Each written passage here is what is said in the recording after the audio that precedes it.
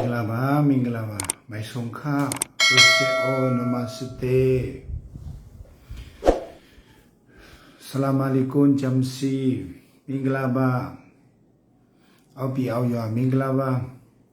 India, Bhutan, Nepal, Arunachal, Nagaland, Hong Kong, Taiwan, Macau, Malaysia, Singapore, Thailand,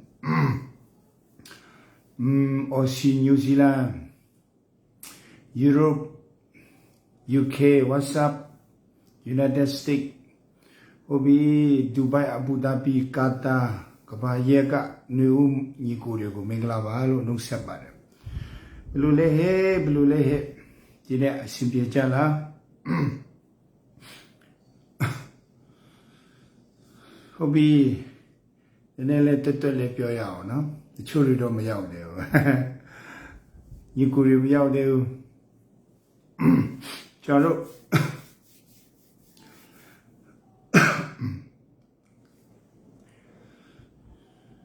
Chalo lu akwe ye go to chat in Pioyang, Piochine, Chino, Dia Piome Sagane, no hope the menero says that the chat. Lu akwe ye lu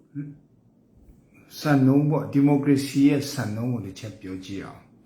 So I did go my Piokima. Era go blue Piochine, so my tail build the chetgia. Tail be ma to accumulate Ocho da Peter. Tail accumulate tail build. I meant to a tail build, tail accumulate Ocho. Echema to a de home look already, Mangshiro, Ma Yin Jiang, no Jiang Feng, Jiang Hong, but no. Shui Li do Jegao, depend my jaro. Depend who do a shane kitchen, go by Ocho quiz with beta that she. So, depend Mang Shi Gane, Yin Jiang do, Jiang Feng do,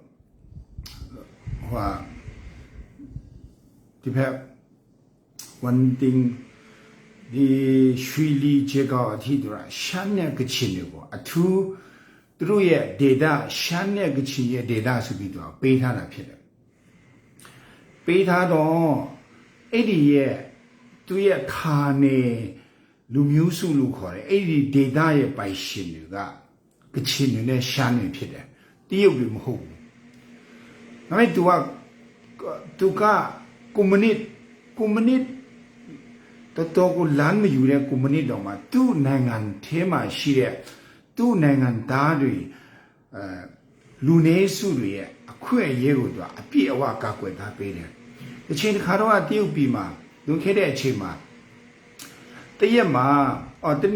mitasu the zuga, galatia over you do yard. And I deal with that. I made the lunesu a prayer city pit a chinu, shanu, jaradwa. Galania out you could beat her. Uma do somewhere periods were lazy giant on. I made the chino shanu lunesu tane data canoe. Eddie Meji by Shinu, which are droga, horrible, grace mark look horrible. That they may say my bait had. Uma teu lumu tiauga lazy yama on a swing the tane dying daddy pide. The chin shanuga don't say yan on beer. I mean, a queen year madu Eddie Jegao do, Shui Li do, Jiang Hong do, Yin Jiang do, the Mangshiru, the Pemajaro, to a shanu ye, to a yadila, yuya boy to she the look, chin ye, yadila, yuya boy to she, but no boys or a shanu, a poem of your iron shiller, Uma the Kubioma. What Jiang Feng look for it, Jiang Hong Mugu will not let him. That died sa, the Mu Lungu, the Chin Mano died in Eddie Nieji by Shindu, the Chin Lumudu, Basa Tade. Mu a wood, Saipo Manoma, Druga, Jiang Feng Mugan, Lily, so I choose who by the Subi, the Chinsa will take my yeta bede, the Yuksao, all my yeta bede. So Mu Uchu Ye Mule, and Jisung Kichingu Beta, ရဲစခန်းအကြီးဆုံးတဲ့ကချင်ကိုပေးထားတယ်မြို့နယ်အုပ်ချုပ်ရေးမှူးလည်းအဲ့ဒီကချင်ကိုပေးထားတယ်ရှိသမျှအချုပ်အခြာအာဏာဆုံးဖြတ်ပိုင်ခွင့်တွေကိုသူကအဲ့ဒီကချင်တွေကိုပေးထားတယ်မနောပွဲလုပ်တော့မယ်ဆိုရင်မနောပွဲမှာပြစ်မဲ့ကြီးစံတွေတက်တာလည်းလာချထားပေးတယ်ကုန်ကြစိတ်တွေအကုန်လုံးသူတို့တရုတ်အစိုးရထုတ်ထားပေးတယ်ပြီးမှသူတောက်ဖို့ခုံရီကအစနော်ခုံရီကအစဖိုးကအဆုံးအစားအစာဖိုးအဆုံးသူတို့တရုတ်ကုမ္ပဏီကလာထုတ်ထားပေးတယ်အဲ့လိုပြောလို့နေတော့ကချင်တွေကိုကချင်တော့ခုံရီအရန်ကြိုက်လို့ကျွန်တော်ပြောတာမဟုတ်ဘူးနော်ကချင်တွေစိတ်မဆိုးနဲ့နော်ဒီတော့ကချင်တွေကိုခုံရီအရန်ကြိုက်လို့ကျွန်တော်ပြောတာမဟုတ်ဘူးနော်ဆိုတော့သူကအဲ့ဒီကချင်တွေအဲ့ဒီကချင်တွေရဲ့ဒေသန္တရအုပ်ချုပ်တဲ့နေရာရှမ်းတွေကချင်တွေရဲ့သူတို့ရဲ့ကိုယ်ပိုင်အုပ်ချုပ်ခွင့်ရဒေသမှာအဲ့ဒီတရုတ်နိုင်ငံထဲမှာပဲတခြားမြေကြီးတွေကိုလည်းသူတို့ဒီတိုင်းလာမတင်ဘူးမြေလို့မြေရဲဥပဒေထုတ်ပြီးလဲသူတို့ကပြည်သူပိုင်မတင်ဘူးဘယ်ကုမ္ပဏီမှလည်းတင်လို့မရအောင်တောတွေတောင်တွေကအစသူ့ရဲ့ဒေသနဲ့သူအဲ့ဒီဒေသမှာရှိတဲ့ကချင်တွေရှမ်းတွေကပိုင်ကြတယ်တကယ်လို့ဟောဘက်ကနေတူပီဖက်နဲ့လူရဲ့အရန်ထူထပ်လာလို့ဒီဖက်မှာသူတို့ရဲ့လူမျိုးတစ်မျိုးကိုလာခါချင်နေဆိုရင်အဲ့ဒီဒေတာခံကချင်တွေရှမ်းတွေစီကိုသူတို့ကလာတိုင်ပြနေအခွင့်တောင်းတယ်ကာလတန်ဖိုးအလိုက်သူတို့ကပတ်စံပေးပြီးအဲ့ဒီဧကမေနီယာတွေကိုဝေပြီးမှရွာတည်ပေးတယ်သူအဲ့ဒီတရုတ်တွေလောက်တာပေါ့နော်ရှမ်းတွေကချင်တွေကိုပြီးမှအဲ့ဒီရှမ်းတွေကချင်တွေပိုင်တဲ့ဒေတာမှာမော်စီတုံးရဲ့ရုပ်ထုလည်းလာမထောင်ပေးဘူးဒါ respect အဲ့လိုမျိုး respect အဲ့ဒါကြောင့်တရုတ်ပြည်မှာလူမျိုးစုတွေအများကြီးနေပေမဲ့သူတို့ကဒေါ်လာရင်းမလုပ်ဘူးတရုတ်အစိုးရကိုသူတို့မတော်လာဘူးဒါကွန်မြူနစ်စနစ်အုပ်ချုပ်တဲ့တရုတ်နိုင်ငံကသူတို့တော်လေးကိုအုပ်ချုပ်ရမဆိုးဘူးတော်ကောင်းတယ်အရင်ကောင်းတယ်သူတို့ရဲ့တရုတ်ယဉ်ကျေးမှုတရုတ်ကလူရဲ့တန်ပေါင်း2000လောက်ရှိတယ်ဒီကချင်တွေကတတင်းခွဲနဲ့တင်းလောက်ပဲရှိတယ်တရုတ်ပြည်မှာရှမ်းတွေလည်းအဲ့လောက်ပဲရှိတယ်ဒါပေမဲ့အဲ့ဒီဒေတာမှာသူတို့ကကချင်လူမျိုးတွေကိုပျောက်သွားအောင်ကချင်စာပေယဉ်ကျေးမှုယူရွာရှမ်းစာပေယဉ်ကျေးမှုယူရွာတွေအဲ့ဒီဒေတာကိုသူတို့ကတရုတ်လူမျိုးကြီးဝါဒနဲ့လာပြီးလွမ်းပြီးမှအုပ်ချုပ်ပြီးမှစိုးမိုးလိုက်တာအနိုင်ယူတာမရှိဘူးအဲ့ဒီဒေတာကိုသူတို့ကတန်ဖိုးထားပေးတယ်အဲ့ဒီဒေတာကိုသူတို့လှုပ်ဆောင်ထားပေးတယ်တကယ်ကိုတန်ဖိုးထားပေးတယ်ဘာဖြစ်လို့လဲဆိုရင်အဲ့ဒီဒေတာကြီးတရုတ်ပြည်သူတမ္ပဒနိုင်ငံဆိုပေမဲ့တရုတ်ပိုင်နေရမဟုတ်ဘူးရှမ်းတွေနဲ့ကချင်တွေရဲ့ဘူဘွားပိုင်နေရဖြစ်တယ်ဆိုတဲ့အရာကိုတရုတ်ကအတိမပြုတ်ပေးတယ်အရင်စစ်ဝန်စားရှာကောင်းတယ်တရုတ်ပြည်မှာတခါတလေထားလိုက်တော့ကျွန်တော်အဲ့ဒါပြောတဲ့အချိန်မှာကျွန်တော်ဗမာပြည်မှာကျွန်တော်တို့ကဒီမိုကရေစီအရင်လိုလားတယ်ကျွန်တော်တို့ကလူအခွင့်အရေးအရင်ပြောတယ်ဒီမိုကရေစီအရင်လိုလားတယ်တရုတ်ပြည်မှာလူအခွင့်အရေးပြောခွင့်မရှိဘူးဒီမိုကရေစီပြောခွင့်မရှိပဲမြတ်အဲ့ဒီလူသားမျိုးနွယ်စုလို့ခေါ်တာပါသူတို့ရဲ့အခွင့်အရေးကြသူတို့ကရေးရေးလေးလေးကာကွယ်ပေးတယ်အဲ့ဒီဌာနေလူမျိုးတွေရဲ့အခွင့်အရေးပေါ့အဲ့ဒီမှာတရုတ်တွေများတယ်အဲ့ဒီမြို့ရွာတွေမှာ80ခန်းလုံးလောက်ကတရုတ်တွေပဲဒါပေမဲ့သူတို့ကကချင်တွေရှမ်းတွေရဲ့နေကြီးဒါပေမဲ့အဲ့ဒီကချင်တွေရှမ်းတွေနေတဲ့ဒီဒေဟုံလို့ခေါ်တယ်မန်ရှီရွှေလီကျေကောက်ရင်ကျန်းချန်ဖုံအဲ့ဒီဒေတာရဲ့ကန်ချမာကိုတရုတ်တွေကမဖန်တီးပေးဘူးသူတို့အဲ့ဒီဒေတာခံတွေကိုဖန်တီးခွင့်ပေးထားတယ်ကျွန်တော်တခါတလေစဉ်းစားဟာတရုတ်ပြည်ကသူကကွန်မြူနစ်ပဲလုပ်နေပြီးမှဘလို့ဖြစ်ပြီးသူကဖက်ဒရယ်စနစ်ကိုတော့ကနည်းနည်းတဘောပေါက်နေတယ်လားလို့တော့ထင်ရတယ်ဆိုတော့ကျွန်တော်တို့မြန်မာနိုင်ငံမှာအဲ့ဒီ federalism လို့ပြောလိုက်တဲ့အချိန်မှာလူရတိတ်မကြိုက်ဘာဖြစ်လို့ federal အကြောင်းပြောလာရဆိုလူတွေဘာဖြစ်လို့မကြိုက်ဆိုကျွန်တော်တို့ဗမာပြည်မှာကယူရှင်စကြည့်ကလေးကနေကျွန်တော်တို့ကပေါ်ကားကြိုက်တယ်ပေါ်ကားပေါ့ ပြီးမှဘေးလွယ်အိတ်တွေများတယ်ကျွန်တော် Facebook မှာပဲဖြစ်ကျွန်တော်တို့ခုပြောတဲ့အချိန်မှာတမကြနဲ့နီးမှလမ်းမှန်ပြောလာလို့လည်းအတိမကြိုက်ဘူး Facebook မှာတချို့ follower အရင်များတဲ့ speaker တွေရှိတယ် Facebook မှာသူတို့ပြောတဲ့ဟာတွေဆိုနားထောင်ကြည့်အဲ့လိုပြောလို့သူတို့ပေါ်ကားပြောရလို့ပြောတာမဟုတ်ဘူးနော်ကျွန်တော်ကဘာကိုအဓိကကြိုက်တယ်ဆိုဟာအောင်တော့မယ်ဒီဒေးလာတော့မယ်မနေ့ဖြန်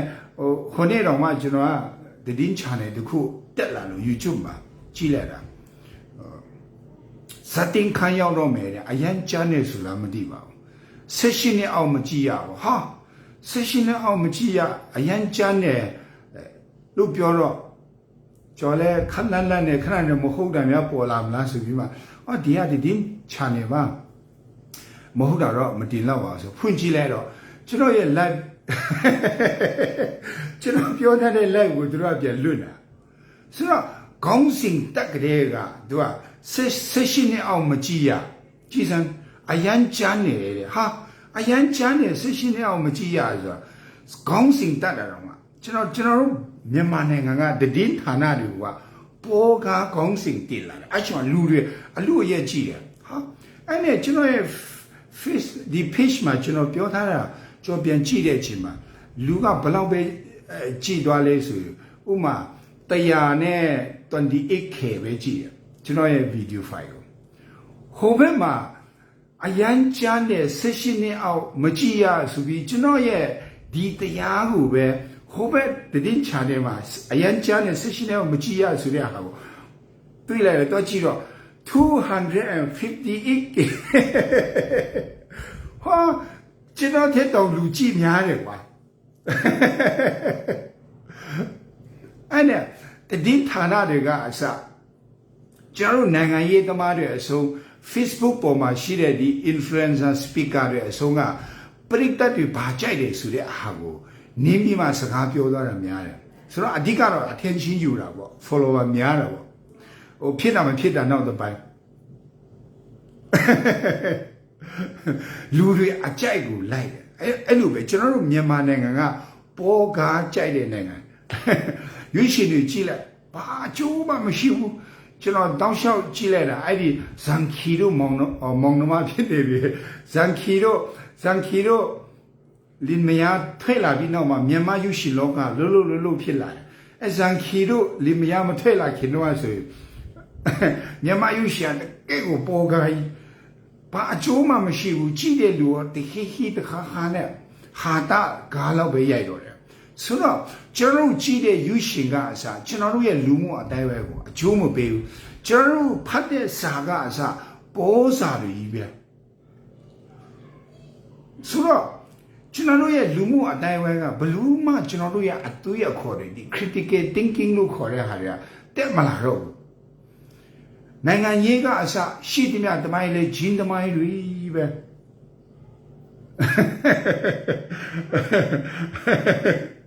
အကုန်လုံးစာပေတွေကအစ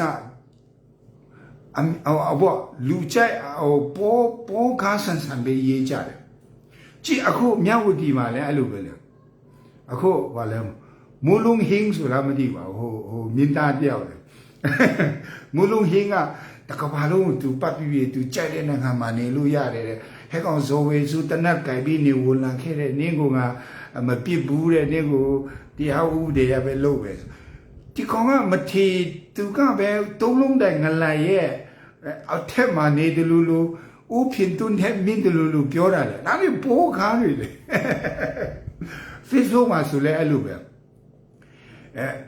တကယ်ကျွန်တော်တို့ပြည်သူလူထုကိုနိုင်ငံရေးအတိအမြင်ဖွင့်ပေးမဲ့အစားကျွန်တော်တို့ပြည်သူလူထုကိုအတိပညာပေးမဲ့အစားပေါ်ကားတွေပဲရေးကြတယ်ပေါ်ကားတွေပဲပြောကြတယ်ဥမာဘဒူက HD ထွက်တယ်ဘဒူကဘလူးဆိုတယောက်နဲ့တယောက်ကျွန်တော်တို့ web page လာမျိုးဟောပေါ့ personal attack လို့ခေါ်တယ်ပုဂ္ဂိုလ်ရေးပေါ့ပုဂ္ဂိုလ်ရေးဖေးတဲ့ဟာတွေဆိုလူတွေရမ်းကြဘဒူနဲ့ဘလူးလောက်ပါတယ်ဆိုဒါမျိုးဆိုလူတွေအကြိုက်တယ်အရမ်းကြိုက်တယ်ဖြစ်နေတော့ Sakane piano ma to machina bu HD5 video le tin be ba so ara myu le ro ara ho po ka chai do tu nya ko ye bo wa ma a jiu shi me sa su ko ye bo wa a tui a myin ko phwin pe me saka lwe ti mu ja yaw nangan ye ma le a lu baအခုကျွန်တော်တို့စခါစလို့ခေါ်တယ်ဒီစစ်အာဏာရှင်တွေကိုကျွန်တော်တို့ကရှော့သိပ်လို့တော့မရဘူးအဲ့လိုပြောလို့ကြောက်ဘူးပြောတာမဟုတ်ဘူးသူတို့ကျွန်တော်တို့ရှုပ်သိပ်လို့မရဘူးဆိုတော့အခုပဲ UN လာတော့မလို့မြင်းအောင်လိုင်းတေဖူတာပြင်ထားတော့ UN အမေရိကန်လေတပ်ကဟိုမှာရောက်နေပြီဒီမှာရောက်နေပြီဆိုလူတွေရဲလဲကြည့်တာအဲ့ဒီတင်းချနေမတရားကြည့်ပါလားကျွန်တော်ပြောတယ်ဒီဦးနေဝင်းရဲ့အာနာရှင်အလံကြီးနဲ့ကျော်တို့ရဲ့ NUG ကို UN ဘာလဲအတိမတ်ပြုတ်ပါတယ်ဆိုနင်တို့ကြည်လေလောက်ကြအောင်ရေးလေးရှင်းကြတာအဲ့ဒါတွေကျွန်တော်တို့ကတကယ်ဆိုဒီခုတက်လာပြီဆိုအဲ့ဒီဒီရဲ့ခိုင်လုံမှုတကယ်ရှိလားဟုတ်ကဲ့လားဆိုတာကျွန်တော်တို့ကဥမာကျွန်တော် government website ရှိမယ်ကျွန်တော်တို့တွေ့ဟာတကယ်ကိုအမှန်ကန်တယ်ကျွန်တော်တို့လိုက်ကြည့်ရတယ်နှုတ်မို့ကြိုင်တခါတလေကြတော့ကိုပါပိုးကားကျဲတဲ့ထဲမှာပါသွားတတ်တယ်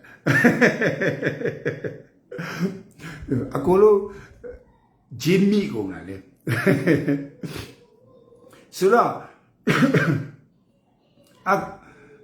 ဟောင်ကောင်လည်းရောက်ပြီပါဟောင်ကောင်သားလို့ခေါ်တာဟောင်ကောင်သားတွေရောက်ပြီပါ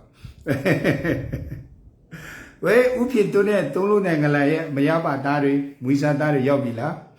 ပေါ်ကားလို့ခေါ်တယ်အခုသုံးလုံးနိုင်ငံလာနဲ့အဖွဲ့လဲအဲ့ဒါသူတို့ပေါ်ကားပဲကြိုက်တယ်သူတို့ရဲ့စစ်တပ်ကလူတွေအုံနောက်ဆဲမယ်ပြီးပေါ်ကားကျွေးမယ်ဝက်သားကျွေးမယ်ဒါပဲဆိုတော့အဓိကကျွန်တော်တို့အခုနေဦးတော်လာရဲမှာပါလာတဲ့ကျွန်တော်တို့ညီမောင်နှမရှိယောက်ကအဲ့ဒီပေါ်ကားကိုကြည့်လို့မရဘူးကျွန်တော်တို့ကစာဖိုင်လဲကိုဘဝကိုအကျိုးရှိမဲ့စာစုကိုရှာဖတ်ရတယ်တည်င်းနာထောင်လဲကိုဘဝကိုရဲ့အသွေးအခေါ်ကိုပြောင်းလဲပေးနေတဲ့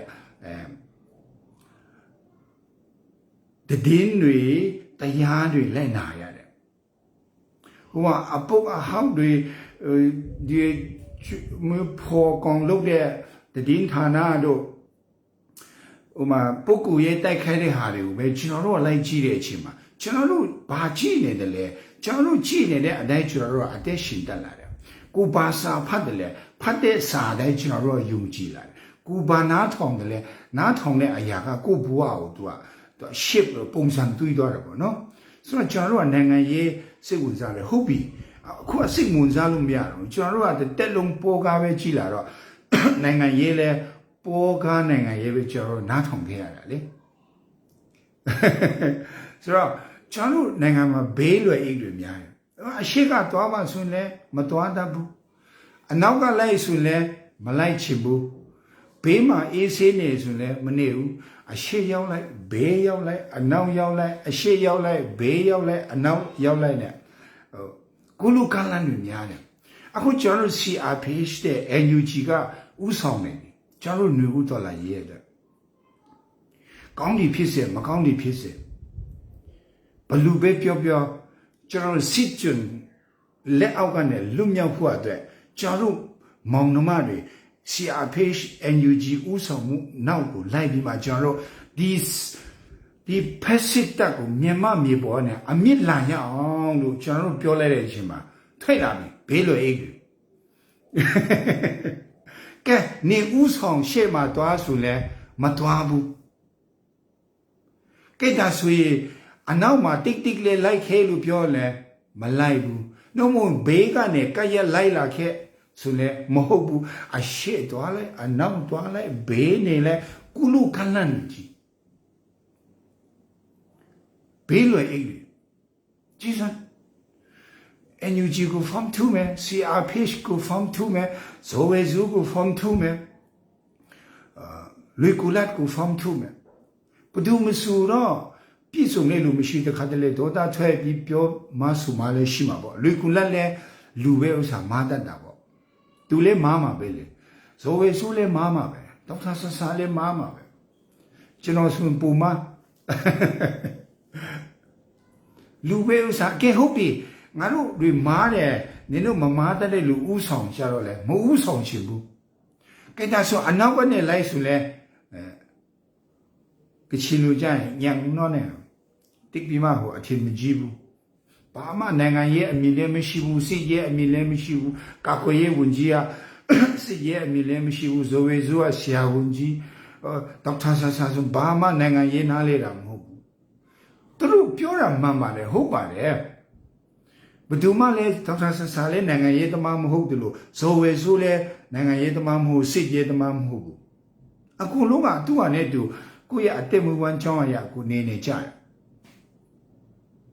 ဒါပေမဲ့ဒီလူသားမျိုးနွယ်စုနဲ့ဆိုင်တဲ့မြန်မာနိုင်ငံမှာနိုင်ငံအရေးဖြစ်လာတဲ့အချိန်မှာတတ်တည်ဖြစ်စေမတတ်တည်ဖြစ်စေကျွန်တော်လူအညာတရဖုန်ကြီးဘာမှမတည်တဲ့လူတော့ဝန်းလာပြီလိုက်ရအောင်ကျွန်တော်တို့အနောက်ကနေတစ်တစ်လဲလိုက်ရအောင်မဟုတ်လဲဘေးကနေလိုက်ခင်းလိုက်ဘေးကနေလည်းမလိုက်ချင်ဘူးအနောက်ကနေလည်းမလိုက်ချင်ဘူးဆိုအရှိကနေဥဆောင်ဒါလည်းမလုပ်ဘူးကုလူကလန်ဘေးလွယ်အရှိရောက်လိုက်ဘေးရောက်လိုက်အနောက်ရောက်လိုက်လူကိုခလုတ်ပဲတိုက်ကြည့်အဲ့ဒါတကယ်ကိုဘေးလွယ်အိတ်တွေမြန်မာနိုင်ငံရဲ့နိုင်ငံရေးလေးလာတုံးတက်တဲ့သူတွေနိုင်ငံရေးပါတီတွေတကယ်နိုင်ငံရေးလှုပ်ရှားလာတာဟိုးရှိကလေးကနေအခုတေတောင်တေတော့မယ်နိုင်ငံရေးပါတီတွေထောင်ပြီးရွေးကောက်ပွဲတွေဝင်တာကချင်ကယားကရင်ချင်းမွန်ဗမာရခိုင်ရှမ်းငါတို့မောင်နှမရှိမျိုးမှာနိုင်ငံရေးပါတီတွေပေါ်မှာပေါ်ပြီးရင်သူတို့ကတကယ်ကိုသူတို့ရဲ့နိုင်ငံရေးပါတီတစ်ခုကသူတို့ရွေးကောက်ပွဲအောင်မယ်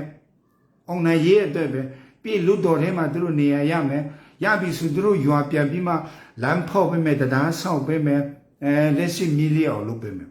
နိုင်ငံရေးဆိုတာလမ်းဖောက်တဲ့တရားဆောက်တဲ့လက်ရှိမီလီအောင်လုပ်ပေးတဲ့ကတ္တရာလမ်းခင်းတာကိုနိုင်ငံရေးလို့မခေါ်ဘူးကွာအဲ့ဒါကိုနိုင်ငံတော်ဖွံ့ဖြိုးရေးလို့ခေါ်တာ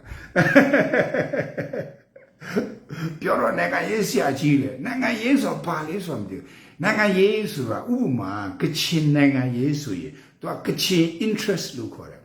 ကချင်တွေရဲ့အကျိုးစီးပွားကိုနံပါတ်1သူကထားရတယ်ပြီးမှကချင် stick ရဲ့ interest လို့ကချင်ပြည်နယ်ရဲ့အကျိုးစီးပွားကိုသူနံပါတ်1ထားရတယ်နံပါတ်1ကချင် interest ကိုဘာဖြစ်လို့ပြောရလဲဆိုကချင်နေရ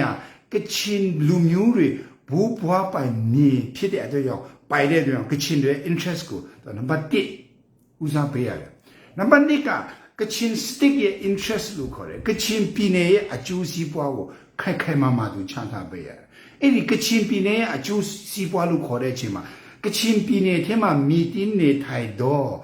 ဗမာပဲဖြစ်ဖြစ်ရှမ်းပဲဖြစ်မွန်ကရင်ချင်းငါတို့မောင်နှမ8ယောက်မျိုးနွယ်စုတွေက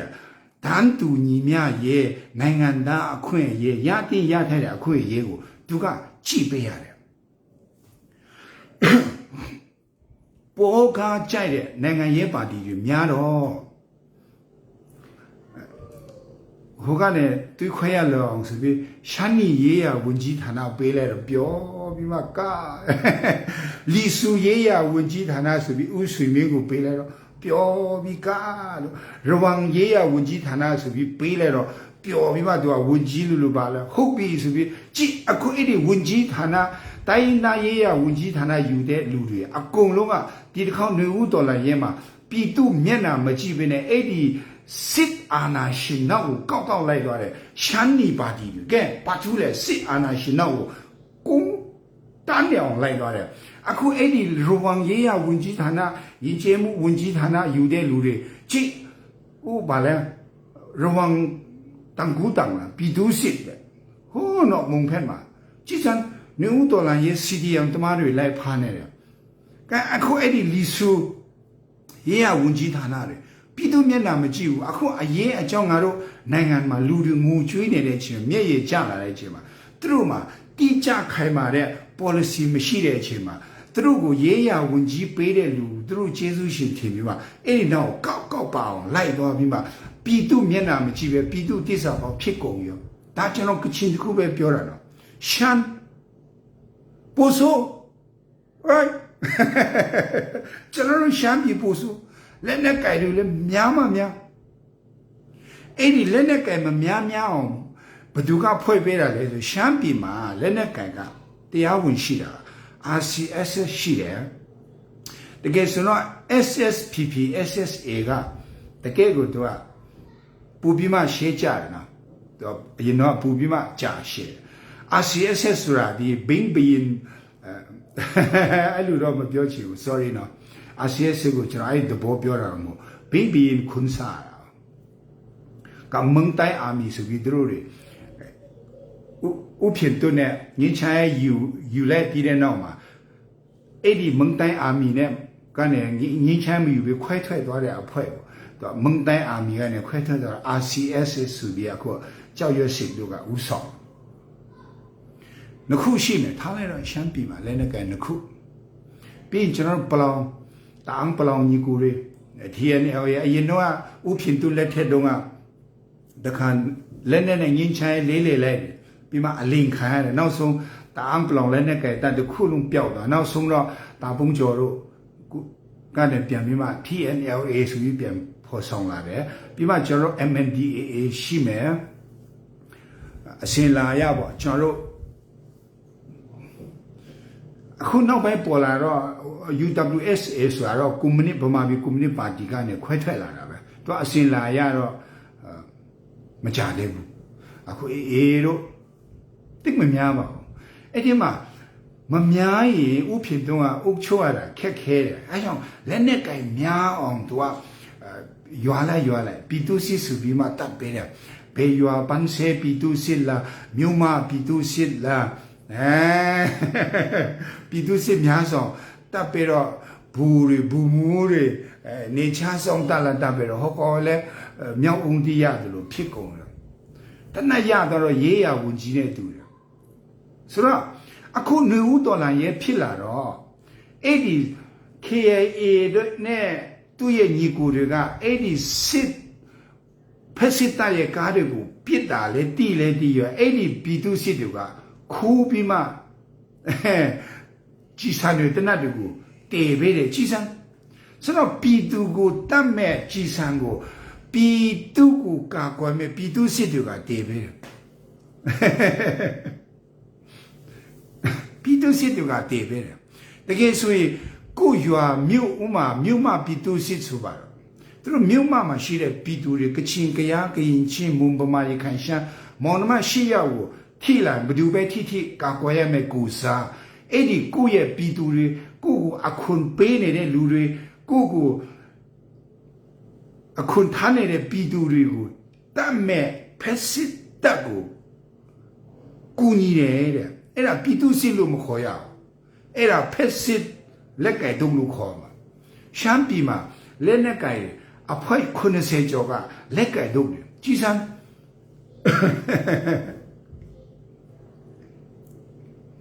ပဲကျွန်တော်မူစေနမ်ခမ်ကတော့စီပွားရေးအချက်ကြားတဲ့ချိန်မှာ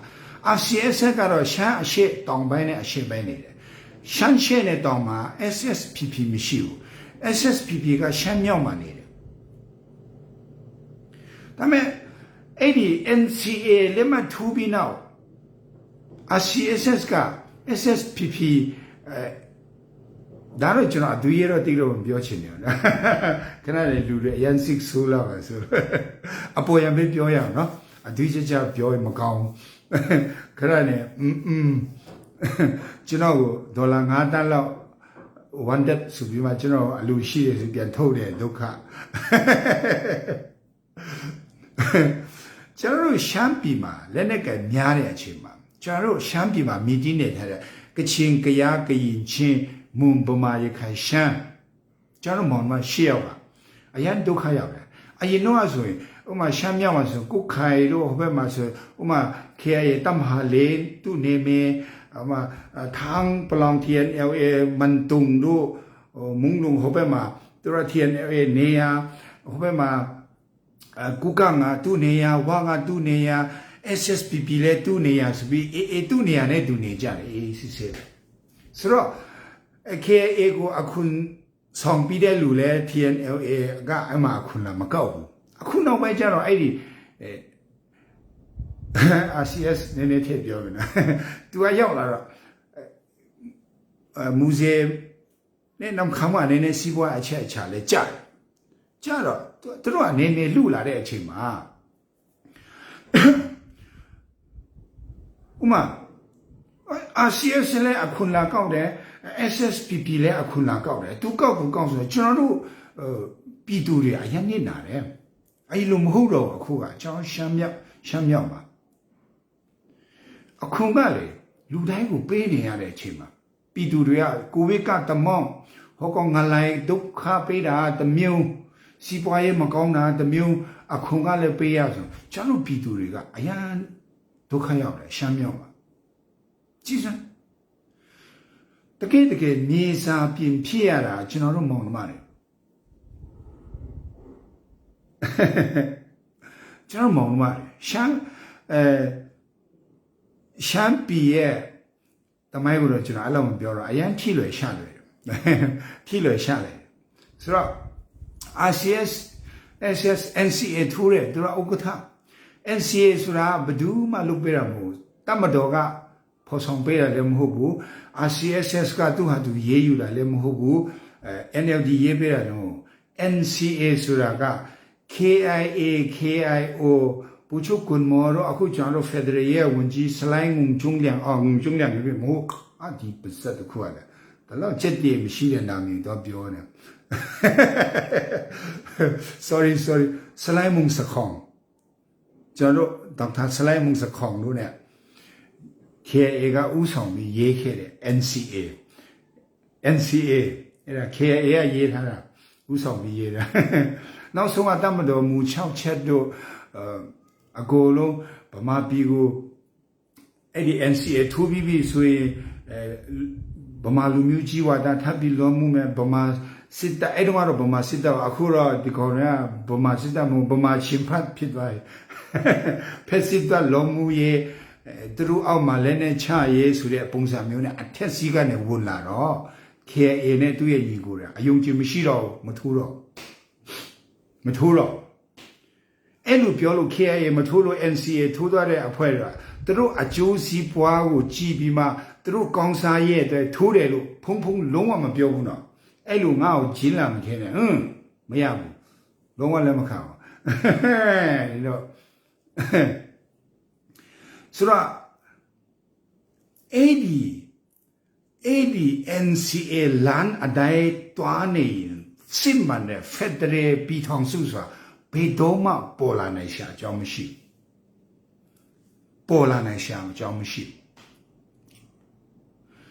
ကျွန်တော် Federator ရတော့ရင်ကျွန်တော်မောင်နှမရှိယောက်ကအခုလိုမျိုးတယောက်နဲ့တယောက်ချစ်ခင်အရှိကိုအရှိအတိုင်းမမြင်နိုင်ဘူး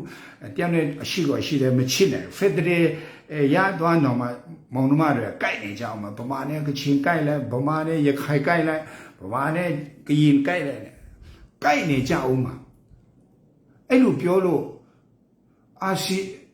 ရှမ်းနဲ့ကြိုက်တယ်အချင်းချင်းကြိုက်နေတဲ့ဟာကိုကျွန်တော်မပြောသေးဘူးတော့ဒီညအဲ့လိုတဘောလဲပြောတာမဟုတ်နင်တို့နားလည်မှုမလွဲနေတော့ဆိုတော့အခုဆိုရင်ကျွန်တော်မောင်နှမတွေလုံးဝအမြင်လုံးဝပွင့်သွားပြီကျွန်တော်ဘယ်သူမှရွှေ့လို့မရတော့ကျွန်တော်လိန်လို့မရတော့ဂျင်းထဲလို့မရတော့ကြည်စမ်းဘလောက်ကောင်းသွားလဲသူတို့အာနာတင်းလိုက်တာတော့မှကျေးဇူးတင်ရမလို့ဖြစ်နေပြီကျေးဇူးတင်ရမလို့ဖြစ်နေဆိုအခုကျွန်တော်မောင်နှမတွေစီးလုံးသွားပြီကျွန်တော်ပေါ်ကားမကြိုက်တော့သူတို့ပေါ်ကားကြိုက်တဲ့လူတွေသူတို့ဘေးလွယ်အိတ်တွေကြံခဲ့တယ်မြောက်မြန်မာပါအခုခဏပြောသလိုပေါ့ကျွန်တော်မြန်မာသမိုင်းတစ်ခုလုံးကကျွန်တော်ပေါ်ကားကြည့်ရတယ်လို့ပဲအခု2020ဖေဖော်ဝါရီလတရက်နေ့ကစပြီးမှအဲ့ဒီပေါ်ကားဇလန်ကဆုံးသွားပြီးမှတကယ်ဇလန်အမှန်ကန်ကျွန်တော်ကြည့်ရတော့ဘသူကတကယ်ပြည်သူဖက်မှာပါလာတယ်လေဘယ်လက်နဲ့ကြိုက်တွေကမိမိရဲ့ပြည်နယ်မိမိရဲ့လူမျိုးဆုံးရှုံးသွားတဲ့အခွင့်အရေးအတွက်လက်နဲ့ကြိုက်ပြီးတော်လန်ရဲလုံနေတယ်လေ ဘယ်လက်နဲ့ကန်ကမိမိအကျိုးစီးပွားကောင်းစားရဲ့ဘဒူတေးတဲ့ဘယ်ဗမာတေးတဲ့ဘယ်ကချင်းတေးတဲ့ဘယ်ရှမ်းတေးတဲ့ငါတို့နဲ့မဆိုင်ဘူးငါတို့ကောင်းစားရင်ပြီးရောဆိုပြီးလက်နဲ့ကင်နေတဲ့လက်နဲ့ကင်တယ်ဘဒူလဲဆိုတာအခုမှတကယ်ကိုကွဲကွဲပြားပြားဖြစ်သွားတာဒါကျေးဇူးတင်ရမယ်မိတ်ဆွေစစ်နဲ့မိတ်ဆွေအတုတကယ်ကိုပေါ်သွားတယ်အခုတို့အခုပေါ်ကားပြန်ရပြီမနေ့ကလူပြန်လွတ်တယ်အခုချင်းတောင်မှာကျွန်တော်တို့ချင်းတောင်မှာလူတွေကျွန်တော်တို့မောင်နှမကျွန်တော်တို့ရဲ့ညီကိုချင်းတွေချင်းတောင်မှာရဲဆက်တည်နေတာကိုမြဝတီမှာမကြော်ညာပဲနဲ့ဒီထောင်ကနဲ့အပြစ်မရှိပဲဖမ်းထားတဲ့လူတွေကိုပြန်လွတ်ပြတာကိုသူတို့ကဒါကိုပဲအတားပေးပြီးမှတကယ်မြေပြင်မှာဖြစ်ပြနေတဲ့အရာတွေစစ်ရှောင်တွေဒုက္ခရောက်နေတဲ့ဘယ်မှာဘသူကဒုက္ခရောက်နေတဲ့စားစရာမရှိဘူး多的当天嘛，某天那天嘛，特别那的，不都个都看样子，没标本呢。其实波嘎变一点呢。都俺皮的路嘞，旁边米的路咯，路北巴啦，印度人就是弄酱肉花肉。古面耶咯，古少不花咯，那个那个也得叫路下的土瑞咯，得丁的马咯，酱肉酱大瑞咯，酱肉啊对啊，就是的。လူတွေအဲ့လိုပြောလို့လွတ်လာတာကျုံးမရှိလို့မျိုးဝမ်းတာတယ်သူတို့ကမလွတ်ပေဘူးအပြစ်မရှိဘဲနဲ့သူတို့စဖမ်းကြတဲ့က88အကွက်ဒီအချိန်ရောက်လာရင်ဒီလိုလွတ်ပြပြီးသူကကျေးဇူးရှိလို့မှာမြန်မာပြည်ငင်းချမ်းတော့မယ်တဲ့ဒီနေ့ဟိုဖင်လန်နိုင်ငံမှာနေတဲ့သူတို့ရဲ့လက်ဒတကောင်တော်မှာမြန်မာပြည်ငင်းချမ်းတော့ပြီတဲ့မြို့ကလူတွေတော့ခုသွား88တဲ့အတိုင်းပဲမြို့မှာငင်းချမ်းသွားတယ်ငင်းချမ်းတာမဟုတ်ဘူးပေါက်ကွဲခါနေဘုံတလုံးကတဖြည်းနဲ့ဖောင်းလာတာသူတို့မသိဘူးအခုက88ခေတ်မဟုတ်ဘူးအခုဒီတစ်ခေါက်တိုက်ပွဲကတောမှာဖြစ်မှာမဟုတ်မြို့မှာဖြစ်မှာဒီတစ်ခေါက်တိုက်ပွဲကအလောဘုံမှာမဟုတ်ဘူးရန်ကုန်မြို့လေကောင်မှာဖြစ်မှာဒီတစ်ခေါက်တိုက်ပွဲကဂီတော်မှာမဟုတ်ဘူးနေပြည်တော်မှာဖြစ်မဲ့ပွဲဒီတစ်ခေါက်တိုက်ပွဲကရှမ်းမြောက်တောထဲမှာဖြစ်မှာမဟုတ်ဘူးဟိုမှာမန္တလေးမြို့လေကောင်မှာဖြစ်မဲ့ပွဲတွေဖြစ်တော့တုံးလုံးတိုင်ကလိုက်မင်းကြည့်လေလို့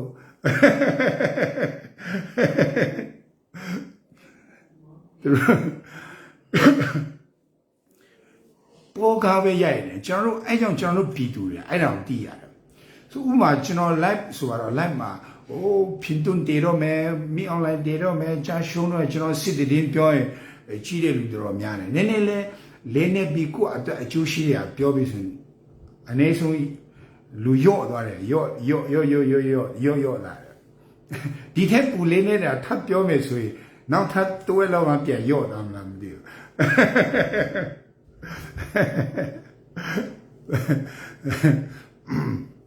ကျွန်တော်တို့မြန်မာနိုင်ငံရဲ့လူမှုအတိုင်းအဝိုင်းကအရှိကိုအရှိတိုင်းမြင်တတ်ဖို့အမှန်ကိုအမှန်တိုင်းမြင်တတ်ဖို့အဖြူကအဖြူဟုတ်တယ်အနီဆိုရင်အနီဟုတ်တယ်အမဲဆိုအမဲဟုတ်တယ်ဆိုတဲ့ဟာကိုလက်ခံနိုင်ဖို့ကျွန်တော်တို့အဲ့ဒီယဉ်ကျေးမှုကျွန်တော်တို့ကကြည့်ယူရအောင်ပဲပြီးမှလူချင်းလူမြင်တတ်ဖို့လူသားချင်းစာနာဖို့ဘာသာမရွေးလူမျိုးမရွေးအသားအယောင်မရွေးစကားမတူပဲမဲ့သူဟာလူပဲသူဟာငါတို့မောင်နှမတွေပဲသူဟာငါတို့ရဲ့မြန်မာနိုင်ငံသားတွေပဲဆိုပြီးငါတို့ကအဲ့ဒီမျိုးလက်ခံနေတဲ့နှလုံးသားရှိဖို့နှလုံးသားကျေပြန့်ဖို့လိုတယ်ကိုမလုတ်တတ်တဲ့အရာသူများလုတ်လာပြီဆိုရင်ကျွန်တော်ကမရှက်နဲ့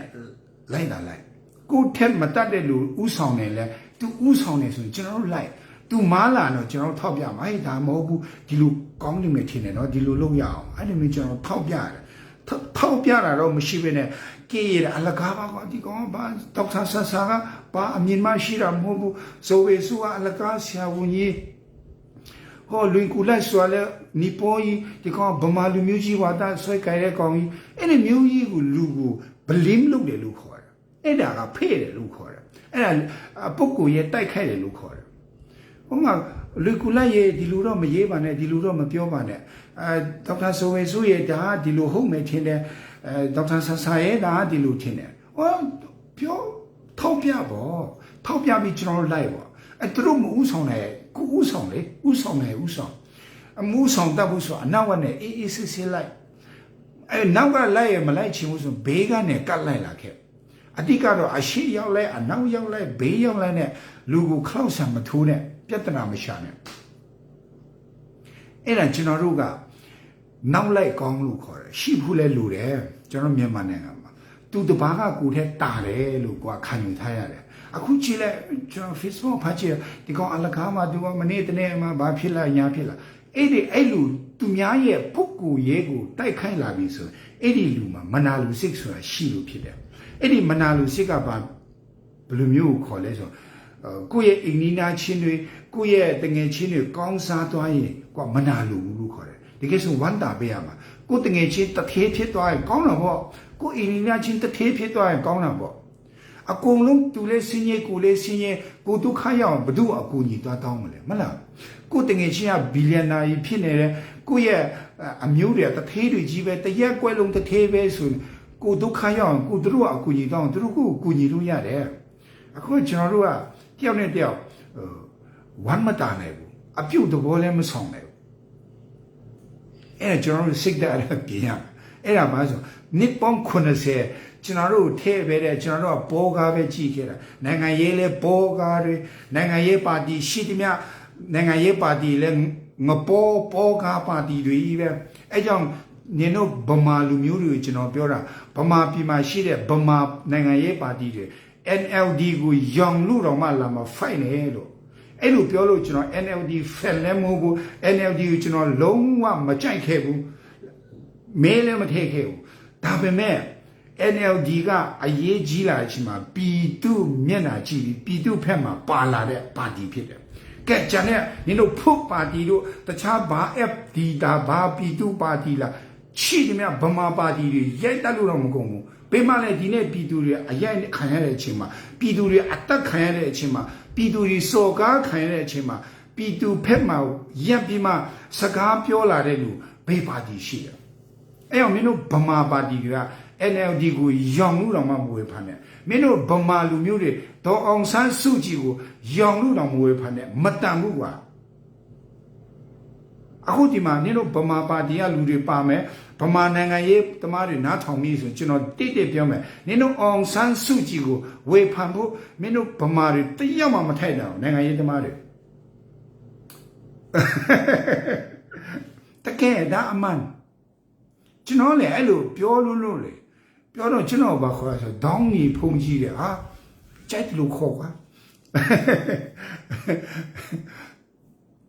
mix with man ဆိုတာက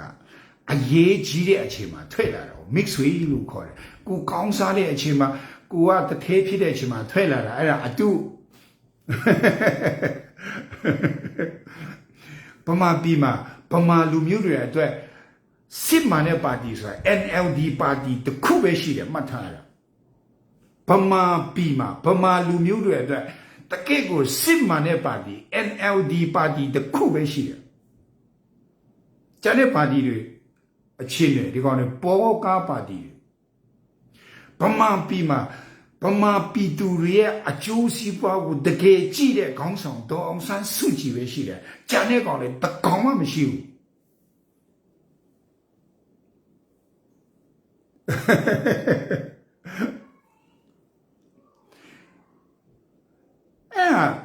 ကျွန်တော်ကချင်းကရင်ချင်းမွန်ရခိုင်ရှားတွေကအဲ့ဒါကိုနင်တို့လက်ခံရမယ်ကျွန်တော်လက်ခံရဘာဖြစ်လဲဆိုတော့ဒေါ်အောင်ဆန်းစုကြည်ကဗမာ NLD ကဗမာပါတီဆိုတော့ဗမာရဲ့အကျိုးစီးပွားကိုကြည့်ရတာခဏကျွန်တော်ကချင်းကိုပြောတယ်လို့သူကချင်းပါတီကကချင်းရဲ့ interest အကျိုးစီးပွားကိုအဓိကကြည့်ရတယ်ကချင်းပါတီကကချင်းပြည်နယ်ရဲ့အကျိုးစီးပွားကိုအဓိကကြည့်ရတယ်ကချင်းအကျိုးစီးပွားမကြည့်ဘဲနဲ့ရှမ်းအကျိုးစီးပွားကိုပဲသွားကြည့်ပေးလို့မရတယ်လို့ဗမာအကျိုးစီးပွားကိုပဲကြည့်လို့မရဘူး။ညောဒေါ်အောင်ဆန်းစုကြည်ကဗမာဖြစ်တဲ့ဗမာအကျိုးစီးပွားကိုတရားရခိုင်လုံးသူကြည့်ပေးတယ် right မှန်တယ်အခုစစ်မှန်တဲ့ Federal ပြည်ထောင်စုပေါ်လာတော့မယ်ပေါ်လာတဲ့အချိန်မှာ Nino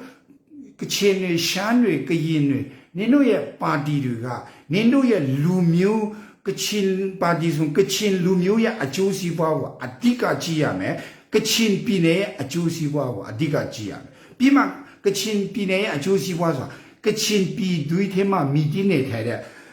Badam quite chaya, Lumium quite chaya, do Kachin Kayaki in Chin, Moon, Bama, Kanshan, Monma, Shia, a Josie Bawa, the Gajiam. Napatika, Kachin interest Lucor, through ye Meji by Shin Peter, Kachin Luye, Kanjama, through Pandita, through Kachin, Yesweda, Poesipuma, Nadu Monma, Shia, through ye Poesipum Alma, is in it.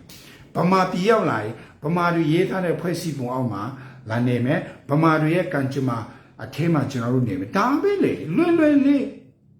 Idago, Mayuda, sugar loaded. Genotina, I did Bama Badi, Yele Piochina Dilla. You know, the Zatu Dansare Bamari. Badi, Pala Jeon Tong Havima, Bama, a chinching or a man, you know, Miana Matau. Chisan, I'll be all your majoro. Laitayaro, Miaocalaro, Sing Banu, a Jono Bama Bile, Jono Bama Bidu, yes, a Yankan, a Takai, Nino Bama Badi, Balone. Hawkachin, Kayari, Chin, Kayin, Tuya Nico Monmaro, Maneno, di Poetema Woodland, Mino Bamaria, a Chinchina, Santu Dansanera. Ejonino, Bama Bima, NLD, Luebi. Bama Lumuria, a juicy wago, de Buddha body, the Kuma Machine, a colo in the even. A young Simon Federe Pitonsu, Pola Regima, Bama Ria Kanjima, Pandi Regima, a cool 80 Nangaye body, Bala Bama body, Blau Shiller Jola, Madiu, Lace Jola, Nase Jola, Chause Jola, Madiu. The young woman in Obamari. Through let him on, you know a Kanjima, long man. NLD party were a tip and to be my Gen Z, General PDF Gallery, a tip paid on a tip party being point. And you look at and you put party la, P2 party la, Ba party la, Batibu. Alaka, they call it.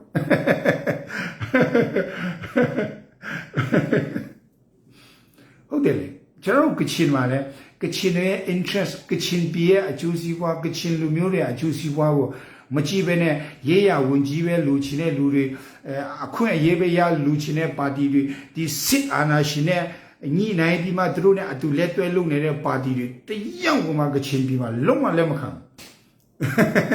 Home young mamma, Doneja. Being Palana, Toyong Saja, Napiodi, Toyong Saja. You know it. Home young mamma, Doneja. Be Dambao Sai Puja, Muinka Sai Puja. You know, Bama Bia Bama Badi, Zatu da Sade Bama Badi. Alaka. Sorry, no, the ya Punji Pivi Sagapura, the Yin. Kuluba. Sorry. Hubi.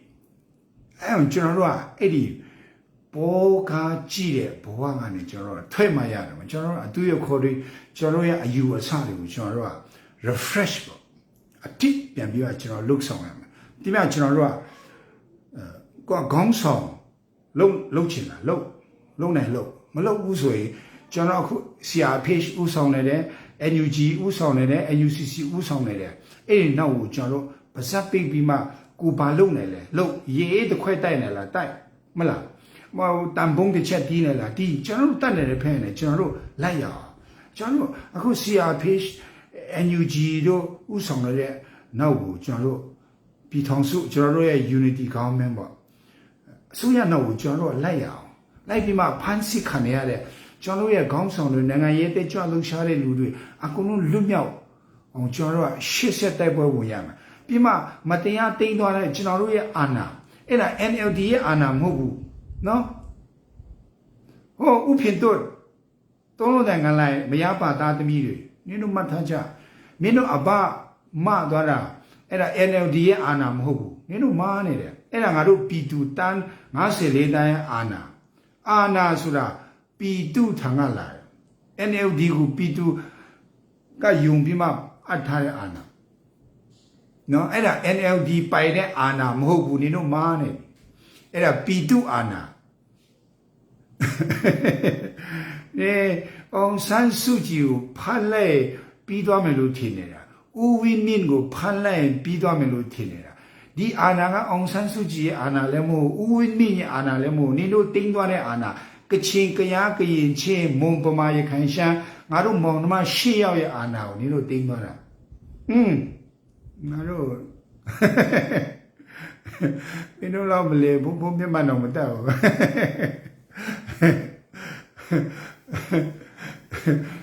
ဟုတ်ပြီ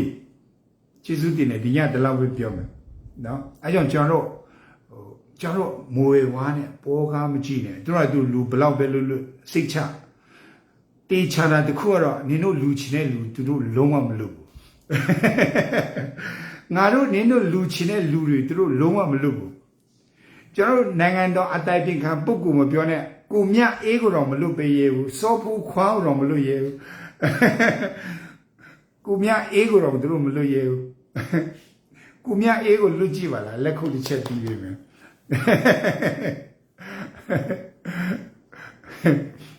ကြိုက်တဲ့လောက်ထောင်လွတ်အဲ့ဒါသူတို့တွေငါတို့ဂျင်းထဲနေတာအာယုံလွဲနေတာနော်သူတို့ကြိုက်တဲ့လောက်လွတ်သွားလဲမဆောင်နဲ့မျော်လဲမမျော်လဲတကယ်လို့နိုင်ငံရေးသမားစစ်ဖြစ်တယ်ဒီမိုကရေစီကိုလူလာပြီးမှထောင်ထဲဝင်သွားတယ်ဆိုရင်တေချာတယ်လုံးဝမဆောင်နဲ့ပေချင်းလုံးနေဒီလားဒီကောင်တွေမြန်မာမြေပေါ်ကနေအမြင့်ပြတ်ပြီးဂျိုးစင်ပေါ်တက်သွားတဲ့နေ့မှလို့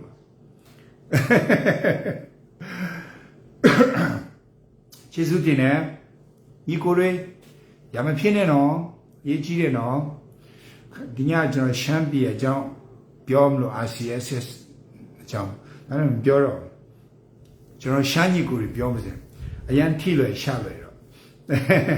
ခဏလေကျွန်တော် RCSS ကကျွန်တော်စုမှုတွေပါတယ်ထုတ်နေမှာဆိုလို့နောက်မနေနိုင်တဲ့နေ့တော့ပြောမယ်အရေးတော့ဘုံအောင်နေပြီမောင်နှမတွေရံမဖြစ်နဲ့ကချင်ကရားကရင်ချေ